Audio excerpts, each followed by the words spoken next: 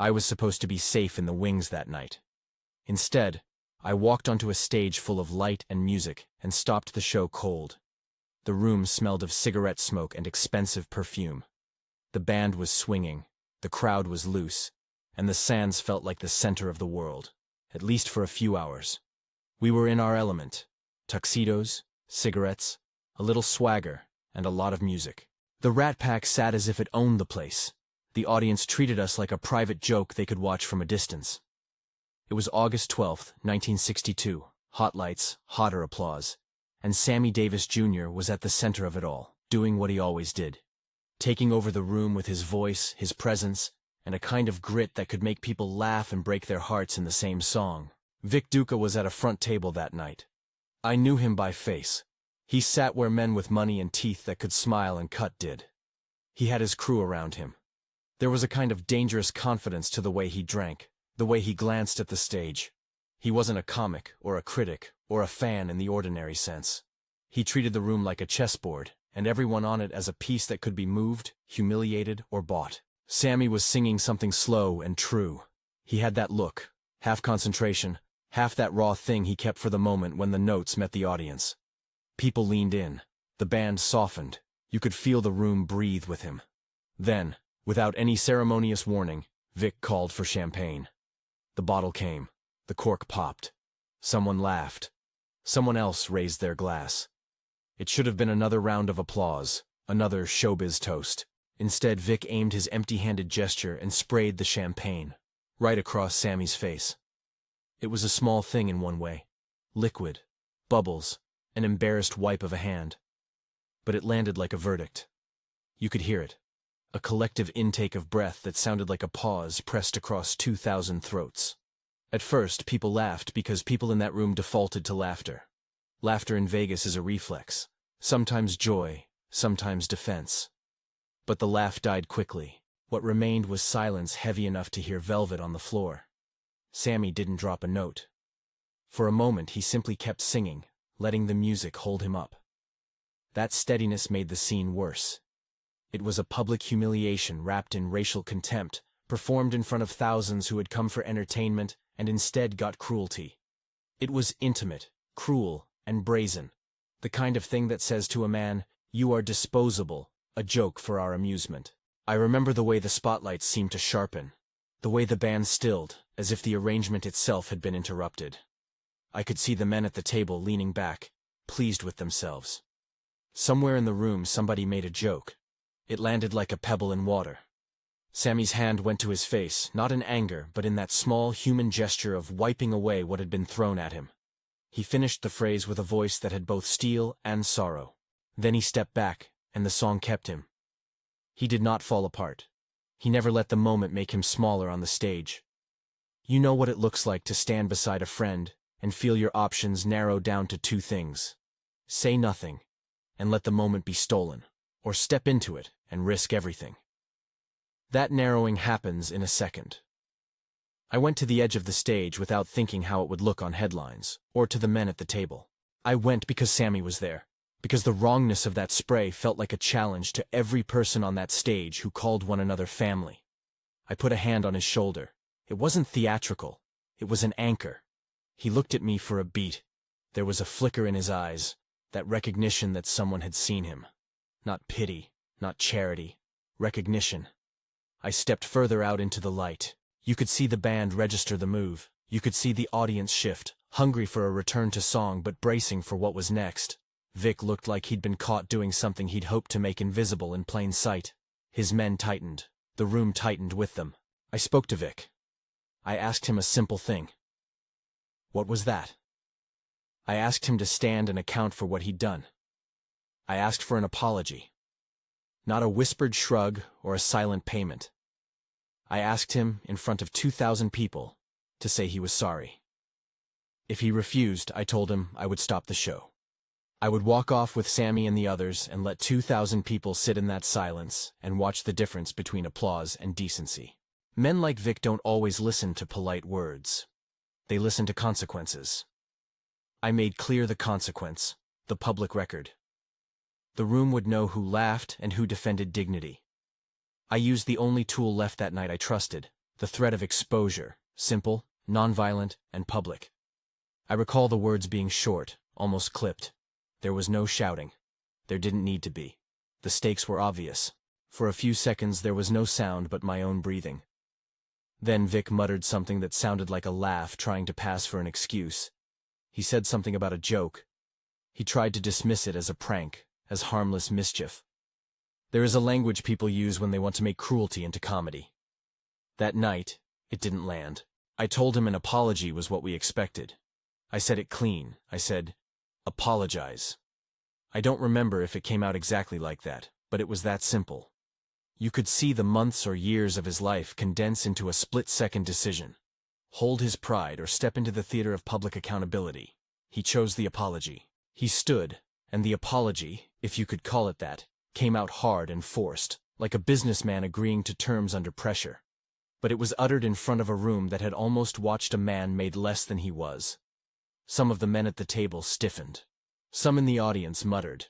The band started to move again, but they were cautious, as if waiting to see if the world would right itself or tip into something worse. When the music picked up, Sammy stayed with it. Every note he sang after that felt like reclamation. His voice had a new edge, a quieter kind of victory, not triumphant trumpet, but steady, truthful tenor. This was not a performance of revenge. It was a performance of dignity. The audience rose to their feet when he finished, part relief, part awe, part the simple recognition that they had witnessed something larger than a song. The applause lasted long enough to mean something deeper than the typical showbiz roar. Afterwards, backstage was quieter in the way of places that have just been emptied of air pressure. Sammy and I held each other. For a moment we were not performers, but human beings who had been through a thing together. He leaned against me. He didn't need me to speak grandly. He needed the assurance that what he had endured had been seen and stood against. He said something to me about not wanting to be a spectacle, about not wanting his presence used as a sign for other men's amusement. He spoke softly. His gratitude was not theatrical. It was the kind of gratitude that arrives late and steady, the kind that sits in the ribcage. There was an aftershock in the city. Vic's appetite for that sort of public provocation dimmed. The next day, he left town. Whether it was pride or prudence that took him away, I cannot say beyond the fact of his departure. He stopped showing up at the kind of front tables where men waited to humiliate entertainers. Stories travel in Las Vegas the way light does, fast and blunt. That little moment of refusal had effects beyond our stage. It made men rethink what they could do and get away with in public. It altered a few habits. It didn't end anything grand. It just moved the line a little. And sometimes those small shifts are the slow work of history. Years later, when Sammy was older and the world had changed around us, he came to me and told me something I still hold. He said that night had reminded him he wasn't alone. That on stage, even in the private cruelty bred in certain rooms, there were men who would choose him over ease. He never called it a heroic rescue. He called it a brother's act. He told me that dignity was not only something you claim for yourself, but something you preserve for those you care about by refusing to let them be diminished. His thanks was not loud. It was private and earnest. He said, "You stood with me." That line felt both small and enormous. I have thought about that moment a lot in the years since. There are many ways to refuse to be complicit. Sometimes refusal is a speech. Sometimes it's a legal paper. Sometimes it's walking out the door and never going back. But that night the refusal was immediate and simple. I put my hand on my friend and I demanded decency in a room that had decided it didn't mind the opposite. People often ask what it costs to stand up like that. The honest answer is, I don't know all the costs. I know the immediate ones: a tense minute, a possible brawl, the chance of anger from men who held power in other ways. I know the long-term costs are often invisible. But I also know the gains. There was a night when a man who could have been broken in front of a crowd was allowed instead to finish his song with his head held high. That was payment enough. I'm not telling you this to aggrandize myself. I'm telling you because it matters how we measure ourselves in small, sharp moments. We like to think courage is some grand, solitary act, an epic decision in the face of the impossible. Often, it is not.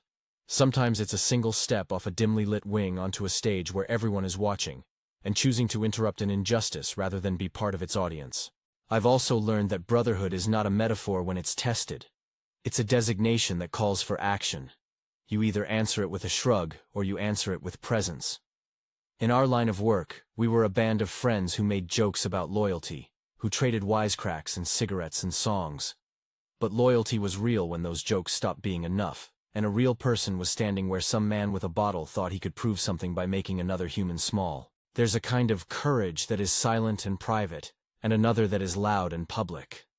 That night the courage had to be public because the cruelty had been public. The refusal needed to be seen. That's why I walked out onto the stage. If you make wrong things private, they stay sharper and more manageable for those who wield power. If you make them public, they become subject to the judgment of everyone watching. I think of the mechanics of the room.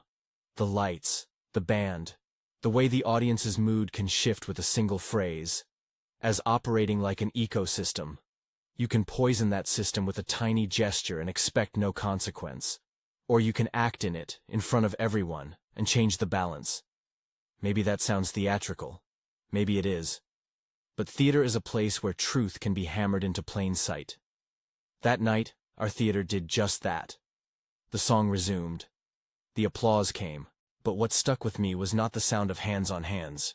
It was the look on Sammy's face when he knew he had not been abandoned in a room that would have let him be humiliated for sport. After the curtain fell and the flashbulbs faded, the world continued on its way. Las Vegas kept being Las Vegas. People kept making money and losing money, convincing themselves of all manner of things in private that they would never voice in public. Men like Vic moved on, or were asked to move on. People learned, in small ways, to avoid certain cruelties in the open. It wasn't a revolution. It never was. It was a moment that nudged a city's conscience. Sometimes history is the accumulation of those nudges. If I have any regret, it is the regret of not having the courage sooner, or of not having made the moment into a lecture. I do not regret stepping out that night. I regret that such an act had to be remarkable in order for the room to notice what had been done. But I also learned that one moment of standing can become a story someone tells to remind others that silence is not the only option. People ask me if I ever feared what Vic or his people might do later. Of course one wonders. Men who rely on public pressure for private ends don't always take kindly to being shown up. But fear is a currency that can be spent and saved. We spent a minute of it that night in order to gain something less tangible but far more lasting. The right to perform without being demeaned on someone else's whim. Sammy and I kept working together for years. He was proud, and proud in a way that sometimes made him sharp with the world. He deserved that sharpness. It was forged by the world's blunt edges. He would joke, he would smile, and sometimes he would look at me across a table and we would both know what we had done for one another without making a show of it. I told you the scene because I think there's a daylight lesson here for anyone who wants to hear it. Dignity is not only an individual possession, it is social. It is upheld when others see your worth and refuse to let a moment strip it away. We talk a lot about civil rights in large historical terms, laws, speeches, ballot boxes. But history is also made in the small public confrontations. A man refusing to let another be humiliated in front of 2,000 people, a simple demand for an apology, a song finished with more depth than before. So yes, I stopped the show cold. I stepped into a bright, noisy room and forced a reckoning. That night didn't cure all the ills of our time. It didn't end prejudice or erase the long, hard work that followed. It did something else. It turned a private cruelty into a public wrong and then required a public accounting. For a brief moment we made decency visible. And decency, in its own way, can be contagious. If this story resonates with you, if you've ever been in a room when someone tried to make another person small, then stay with it a while longer. Stories like this one are not about heroes, as much as they are about the small scaffolding of courage people build around each other. We were not saints that night. We were friends who chose to act when silence would have been simpler. A final thing I want to say about Sammy. He never let that night define him as a victim. He turned that humiliation into fuel for performance and for his life. He kept his artistry and his dignity, both of them intact. And he taught those of us around him a lesson about staying true under pressure. When the lights came on, the applause rolled, and the band played the last notes, I heard a sound that was both relief and recognition. We had interrupted something ugly with a small public act. Later, People would tell the story and make it into one more legend of the sands. But for me, it always comes back to that precise moment, when the champagne landed, when the room held its breath, and when I walked out and stood beside my friend. I stopped the show cold, because sometimes the only way to save someone's dignity is to make the room choose between laughter and decency, and then to give that choice a direction. If this story moved you, share it with someone who needs to hear about what courage can look like in an ordinary place. Tell us in the comments the time you or someone you know stood up for another person. Those moments matter.